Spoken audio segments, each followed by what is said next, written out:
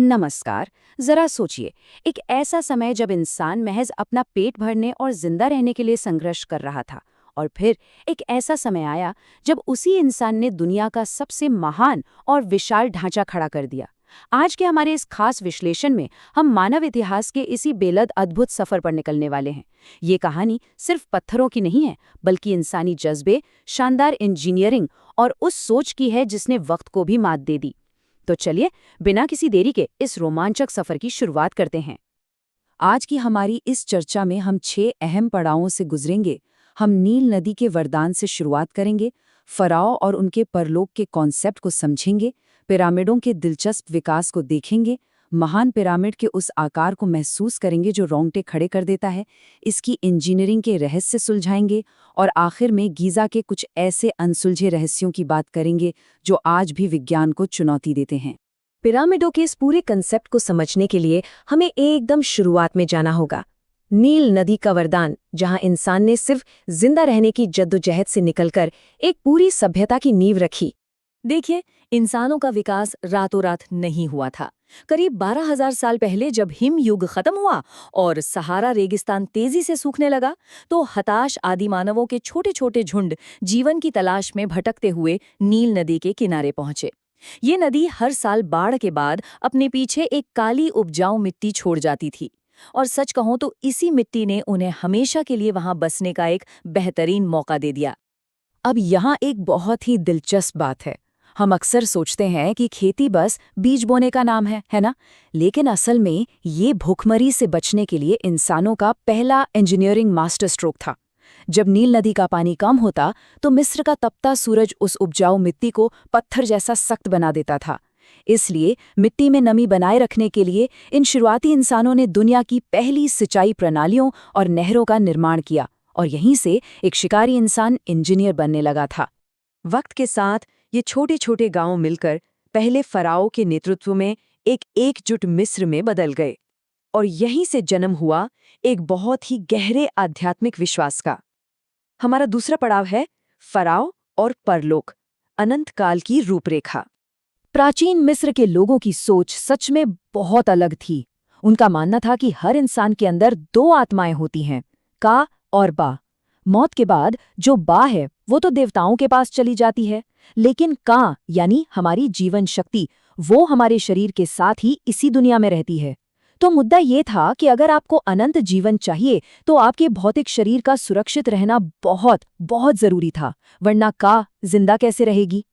और इसी मान्यता ने जन्म दिया ममीफिकेशन की उस मशहूर और बेहद जटिल प्रक्रिया को। पूरे 70 दिनों तक चलने वाली इस प्रक्रिया में नेट्रॉन नमक से शरीर को सुखाया जाता और फिर उसे सैकड़ों मीटर लंबी लिनेन की पट्टियों से लपेटा जाता था।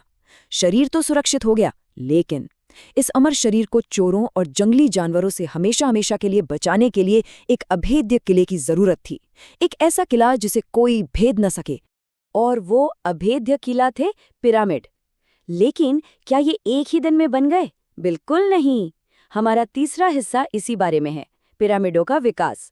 ये साबित करता है कि पिरामिड कोई एलियन मैजिक नहीं, बल्कि इंसानों की ट्रायल और एरर का नतीजा थे। अगर हम इनके विकास को देखें तो कहानी एकदम साफ हो जाती है। सबसे पहले मस्तबा बने, सपाट छत वाले मकबरे जिन्हें चोर आसानी से लूट लेते थे। फिर वास्तुकार इमोटेप ने एक के ऊपर एक मस्तबा रखकर स्टेप पिरामिड बनाया। सबसे मजेदार किस्सा है बेंट पिरामिड का। वहां फराओ स्नेफरू के इंजीनियरों से गणित की एक भारी गलती हो गई। 54 डिग्री का ढलान इतना खतरनाक हो गया कि ढांचा गिरने के डर से उन्हें बीच में ही एंगल 43 डिग्री करना पड़ा। खैर, इन्हीं गलतियों से सीखते हुए आखिरकार दुनिया का पहला बिल्कुल चिकना और परफेक्ट रेड पिरामिड तैयार हुआ। ये इंसानों की सीखने की क्षमता का एक बेहतरीन उदाहरण है। अब आते हैं उस निर्माण पर जिसने इतिहास बदल दिया। अपने पूर्वजों की गलतियों से सब कुछ सीखकर फराओ खुफू ने जो प्रोजेक्ट शुरू किया, उसका पैमाना आज भी बड़े बड़े इंजीनियरों के पसीने छुड़ा देता है। महान पिरामिड का आकार, इस ढांचे का वजन आपको सच में हैरान कर देगा। महान पिरामिड का कुल वजन करीब 57 लाख टन है। जरा सोचिए, आज की दुनिया की सबसे ऊंची इमारत बुर्ज खलीफा का वजन महज 5 लाख टन है। यानी महान पिरामिड आज की सबसे ऊंची गगनचुंबी इमारत से 11 गुना से भी ज्यादा भारी है। 11 गुना। और अगर हम इसके निर्माण के कुछ और आंकड़ों पर गौर करें तो दिमाग सुन पड़ जाता है। 13 एकड़ में फैला बेस, 481 फीट ही ऊंचाई और इसमें लगे 23 लाख भारी भरकम पत्थर। अगर ये मान लें कि इसे बनने में 20 से 27 साल लगे तो गणित के हिसाब से बिना किसी क्रेन या आधुनिक मशीन के हर 5 मिनट में एक एसयूवी कार जितना वजनी पत्थर अपनी बिल्कुल सही जगह पर रखा जा रहा था, लगातार 20 सालों तक। ये तो लगभग नामुमकिन सा लगता है ना? तो आखिर प्राचीन मिस्र के लोगों ने ये जादू किया कैसे? चलिए प्रवेश करते हैं अपने 5वें हिस्से में, जहां हम इस इंजीनियरिंग के रहस्य को सुलझाएंगे। आधुनिक विज्ञान ने आखिरकार उन मिथकों को तोड़ दिया है जो सदियों से चले आ रहे थे। सबसे बड़ा सवाल जिसने सभी को सबसे ज्यादा परेशान किया है, पिरामिड के अंदरूनी कमरों के लिए जो 80 टन के विशाल ग्रेनाइट ब्लॉक्स इस्तेमाल हुए, उन्हें 800 किलोमीटर दूर असवान से लाया कैसे गया? वो भी तब जब आज की नील नदी कंस्ट्रक्शन साइट से मीलों दूर बहती है। और इसका जवाब हमें मिला हाल ही में 2024 की रडार सैटेलाइट खोज ने एक ऐसा राज खोला जो सच में एक गेम चेंजर साबित हुआ। खोजकर्ताओं को जमीन के नीचे अहरामात शाखा के सुराग मिले। ये नील नदी की एक 64 किलोमीटर लंबी शाखा थी जो उस समय सूखने से पहले बिल्कुल पिरामिड की साइट के पास से बहती थी। मतलब उन भारी पत्थरों को रेगिस्तान में घसीटा नहीं गया था, बल्कि उन्हें विशाल नावों पर लादकर सीधे साइट पर बने बंदरगाहों तक आराम से लाया गया था। अच्छा, साइट पर पहुंचने से पहले पत्थर खदानों से निकाले कैसे गए होंगे? बिना डायनामाइट के। उनकी तकनीक बेहद शानदार थी। पहले तांबे की छीनी से पत्थर में दरारें बनाई जाती, फिर उन दरारों में लकड़ी के टुकड़े फंसाए जाते और फिर उन पर पानी डाल दिया जाता। जब लकड़ी पानी सूखकर फूलती तो उसके जबरदस्त दबाव से पूरा का पूरा विशाल पत्थर एकदम साफ टूट जाता था। सिर्फ लकड़ी, पानी, तांबा और गजब का दिमाग। अब बारी थी इन पत्थरों को 481 फीट ऊपर ले जाने की। एक सीधा रैंप बनाना तो मुमकिन नहीं था, क्योंकि वो 1.5 किलोमीटर लंबा हो जाता। इसलिए वैज्ञानिकों का मानना है कि उन्होंने पिरामिड के चारों ओर घूमने वाले सर्पिल रैंप या दीवारों के अंदर छिपे आंतरिक रैंप का इस्तेमाल किया। और हाँ, पत्थरों को स्लेज पर खींचते वक्त आगे की रेत को थोड़ा गीला कर दिया जाता था, जिससे घर्षण यानी फ्रिक्शन 50% तक कम हो जाता था। क्या कमाल की प्रॉब्लम सॉल्विंग थी ये! और एक बहुत बड़ा भ्रम जो हॉलीवुड फिल्मों ने हमारे दिमाग में बैठा दिया है, उसे भी दूर करना बहुत जरूरी है। पिरामिड को कोड़े खाने वाले या भूखे गुलामों ने नहीं बनाया था। खुदाई में मिले सबूत चीख चीख कर बताते हैं कि ये काम 20 से 30 हजार आज़ाद और बेहद सम्मानित नागरिकों ने किया था। उन्हें बेहतरीन मेडिकल केयर मिलती थी और उनकी डाइट में ढेर सारा मांस और बियर शामिल थी। वे रोटेशन में काम करते थे और उन्हें एक सम्मानजनक आजीविका मिलती थी। तो विज्ञान और पुरातत्व ने हमें बहुत सी सच्चाइयां बता दी हैं, लेकिन अभी भी कुछ ऐसा है जो हमारी समझ से बाहर है। चलिए अपने आखिरी पड़ाव पर चलते हैं, गीजा के अनसुलझे रहस्य, जहां आज भी विज्ञान और विस्मय आपस में टकराते हैं। जरा पिरामिड के अलाइनमेंट पर गौर कीजिए। बिना किसी मैग्नेटिक कंपास या जीपीएस के पिरामिड की दिशाएं ट्रू नॉर्थ के साथ इतनी सटीक रूप से मेल खाती हैं कि उनमें केवल 1 डिग्री के 3/60वें हिस्से का ही मामूली सांतर है। ये आज के मॉडर्न इंजीनियरों को भी चकरा देता है। और 1994 की ओरायन कॉरेलेशन थ्योरी तो और भी रहस्यमयी है, जो कहती है कि तीनों पिरामिड आसमान में ओरायन नक्षत्र के 3 तारों की परफेक्ट नकल हैं। और फिर सामने आता है गणित का वो रहस्य, पाई।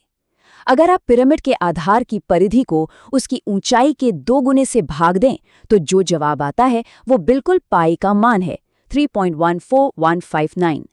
अब विशेषज्ञ आज तक इस बात पर बहस कर रहे हैं कि क्या ये कोई बहुत बड़ा इत्तेफाक है या फिर प्राचीन मिस्रवासियों को गणित का ऐसा गहरा ज्ञान था जो हम आज तक नहीं समझ पाए। और मॉडर्न टेक्नोलॉजी ने इन रहस्यों को खत्म करने के बजाय और बढ़ा दिया है। हाल ही में 2017 में कॉस्मिक रे स्कैनिंग के जरिए पता चला कि पिरामिड के अंदर एक 30 मीटर का विशाल खाली हिस्सा है जिसे बिग वॉइड कहा गया। और 2023 में ही मेन गेट के ठीक पीछे एक 9 मीटर लंबे गुप्त गलियारे की पुष्टि हुई है। इसका मतलब समझते हैं आप? इस ठोस पत्थर के पहाड़ के अंदर अभी भी ऐसे विशाल कमरे मौजूद हैं जहां आज तक इंसान के कदम नहीं पड़े हैं। तो अगर हम इस पूरी चर्चा को एक जगह समेटें तो सच्चाई ये है कि पिरामिडों का असली रहस्य किसी जादू टोने या एलियंस की कहानी में नहीं छिपा है। ये 20,000 से ज्यादा आम इंसानों की मेहनत, एक कमाल के संगठन और अनंत काल तक जिंदा रहने के उनके अटूट विश्वास का सबसे बड़ा सबूत है। लेकिन इन सब के बावजूद एक सवाल है जो हमारा पीछा नहीं छोड़ता। क्या ये विशाल ढांचा पूरी तरह से सिर्फ इंसानी इंजीनियरिंग का एक शानदार चमत्कार है, या फिर मिस्र की इस तपती रेत के नीचे अभी भी कोई ऐसा गहरा अनखोजा रहस्य दफन है जो हमारी पूरी समझ को पलट कर रख देगा? ये सवाल हमें सोचने पर मजबूर कर देता है कि आखिर हमारे पूर्वजों के पास हमें हैरान करने के लिए और क्या-क्या बाकी हैं। आज की इस चर्चा में हमारे साथ जुड़ने के लिए आपका बहुत-बहुत धन्यवाद।